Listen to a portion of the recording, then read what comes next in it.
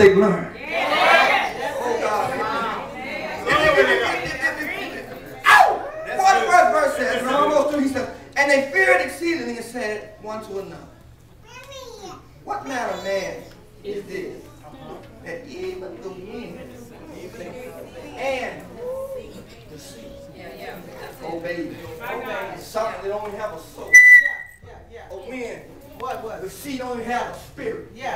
Oh, come on. And here we are, created in his image.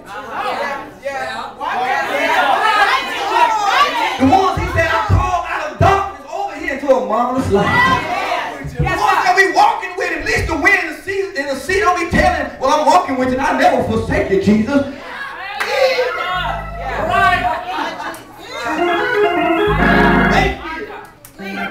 And got in their place. But us? Oh, Lord, look at something I said, different story. Now, if you don't mind, go with me real quick to Matthew, and I'm finna go home. Am I doing all right? Is this all right? I want to preach right here now. I want to preach for a little while. Watch this. Look at your neighbor and tell your neighbor. Say, neighbor, this is for you. This is for you. It was an unexpected storm. But it was my praise that brought me through. I want to give me about 10 minutes to him. It was an unexpected storm. But it was my praise. And it brought me through. You got to understand this. Yes, the Bible teaches us that we're going to suffer many afflictions. We should know that on this walk of life that we're walking, is that we're going to go through some trials and some tribulation. Why? Not because I said it, because it's in the Word. The Bible said we shall suffer many afflictions. Come on, somebody. We're going to go through many trials. We're going to go through many tribulations. We're going to sometimes feel like that God is just not there. Y'all agree with me? We do know that, right? That every day ain't going to be Sunday. We know we're going to have some sleepless nights sometime.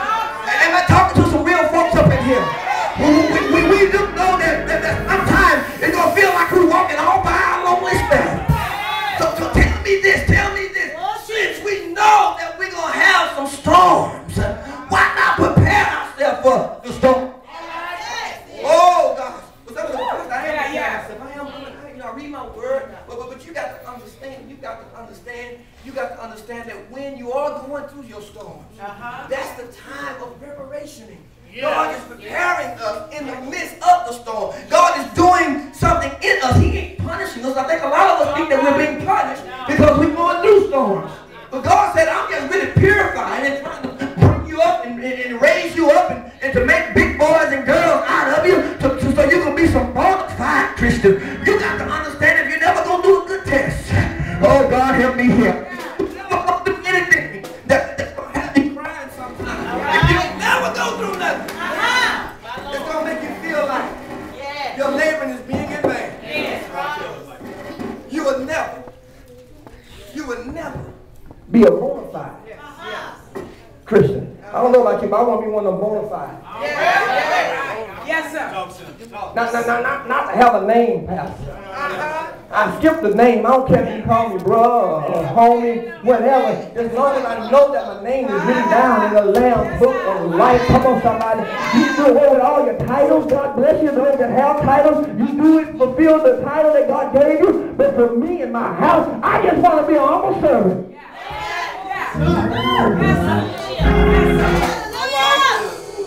That's all I want to be. And watch this. Can I say that? And then God didn't give it to you, leave it alone. So we want stuff that God ain't gave it to us. And we mess up because we want something that somebody else has. Baby, if you got what you got, I'm happy for you. I just want what God has for little me. I can't handle what you got because I don't want to go through what you had to go through in order to get to where you are. But I can just handle what God has intended for me to handle.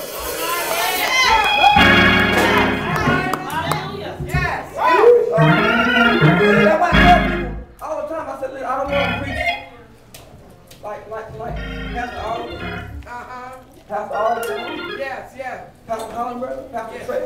Pastor William. Bishop Pradier. Pastor Richard. I don't want to preach like them. I want to preach like me.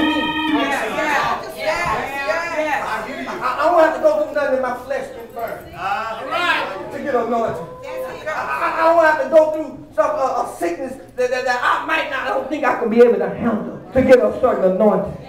I don't want to have to go through what you had to go through in order to get it. I want to go through what God has intended for me to go through. Do you not know that the storms that God is sending you through, it was intended just for you? Yes, sir. Let me rush on. It was an unexpected storm. You know how it is sometimes when things happen, take us off guard.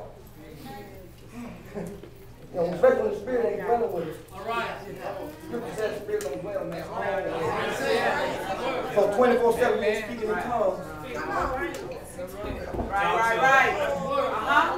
You ain't hallelujah 24/7. That's right. You're right. And when you're not in the Spirit of God, you're in the flesh. You're a saved person in flesh. And a lot of times when we're in flesh, that's when the enemy can sneak up on us. Unexpected. A lot of time, watch this. You know how it is when you start the day off and you go outside and the weather looks good. Oh, y'all ain't gonna say nothing. And especially here in Texas, you got to watch it here in Texas. You go outside and then the wind is blowing just right. Sun is shining. Come on. You might, well, I'm not going to put my shorts on and go and, my ball clothes, equipment on. And before you get back home, the weather have took a turn on you. And sometimes, we get mad at the meteorologists because they didn't tell us that it was going to happen. But do you not know even the meteorologists don't know everything? They just practicing. Come on, somebody. And you got to understand in the spiritual realm, it's the same way. Come on, somebody. We know that storms are going to come, but we don't know when they're really going to come. But if we are up on our homework, it may catch us off guard. But I promise you, it will not prevail. Some folks that's real smart. Even though it's not April and we ain't getting a lot of April showers. Smart folks will put an umbrella in the trunk just in case.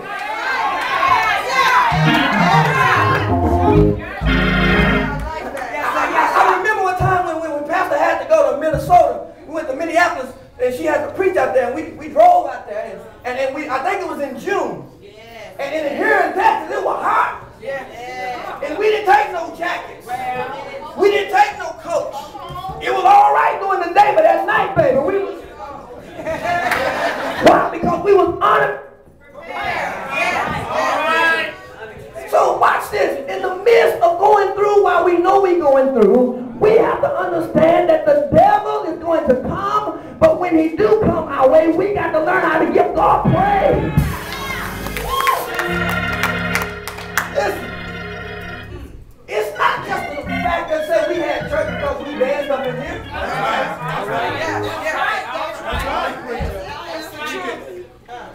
But you know what real church is? Is that when you know somebody is going through, you know that they feel like they're at the end of the road. If somebody over here says that, if I don't hear you today, I don't know what I'm going through. But I hear the Holy Ghost say, tell them I got them just where I want them. I know your praise on the mountaintop. But God said, I want to get to know you a little bit better in the valley. I know what you can do when all your bills are paid. And ain't nobody talking about you. But I want to see how it is when you're broke. And somebody that you know got some money. They won't help you out. I want to know what you're going to do. When the weak old man come up to your house, do you yet trust God? I want to know what you're going to do.